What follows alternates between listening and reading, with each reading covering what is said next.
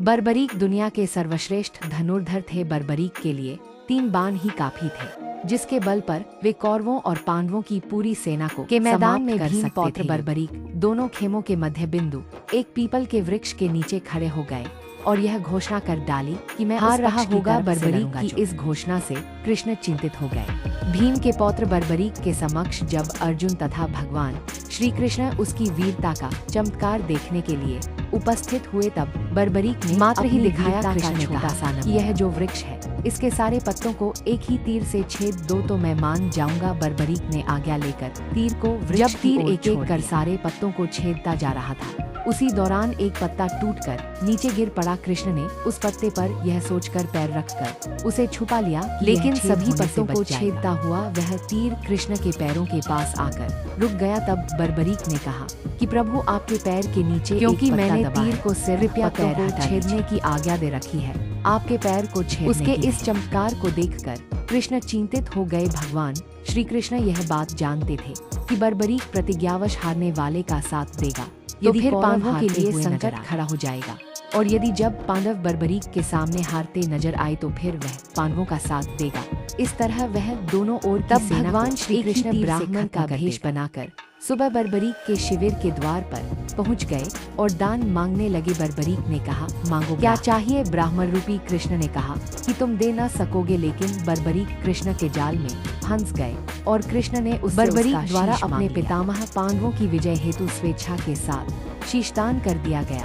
बर्बरीक के इस बलिदान को देखकर दान के पश्चात को कलयुग में स्वयं के नाम से पूजित होने का वर दिया। आज बर्बरीक को खाटू श्याम के नाम से पूजा जाता है, जहाँ कृष्ण ने उसका शीश रखा था उस स्थान का नाम अनजाने रहस्य। एक खाटू श्याम अर्थात मां सैव्यम पराजित, पूर्णविराम अर्थात जो हारे हुए और निराश लोगों को संबल प्रदान करता है। 2 खाटू श्याम बाबा दुनिया के सर्वश्रेष्ठ धनुर्धर हैं, उनसे बड़े सिर्फ श्री राम ही माने गए हैं। 3 खाटू श्याम जी का जन्मोत्सव हर साल कार्तिक शुक्ल पक्ष की देवउठनी एकादशी को बड़ी धूमधाम से मनाया जाता है। 4 खाटू का श्याम मंदिर बहुत ही प्राचीन है, लेकिन वर्तमान मंदिर की आधारशिला सन 1720 में रखी गई थी। इतिहासकार पंडित झाबरमल्ल शर्मा के मुताबिक सन 1679 में औरंगजेब की सेना ने इस मंदिर को नष्ट दिया था। मंदिर की रक्षा के लिए उस समय अनेक राजपूतों ने अपना प्राणोत्सर्ग किया था। 5 खाटू श्याम मंदिर परिसर में लगता है बाबा खाटू श्याम का प्रसिद्ध मेला हिंदू मास फाल्गुन माह शुक्ल षष्ठी के 12 तक यह मेला चलता है। 11 के दिन मेले का खास दिन रहता है। 6 बर्बरीक देवी के उपासक थे। देवी के वरदान से उसे 3 दिव्य बाण मिले थे, जो अपने लक्ष्य को भेद कर वापस उनके पास आ जाते थे। इसकी वजह से बर्बरीक अजय 7 बर्बरीक अपने पिता घटोत्कच से भी ज्यादा शक्तिशाली और मायावी था।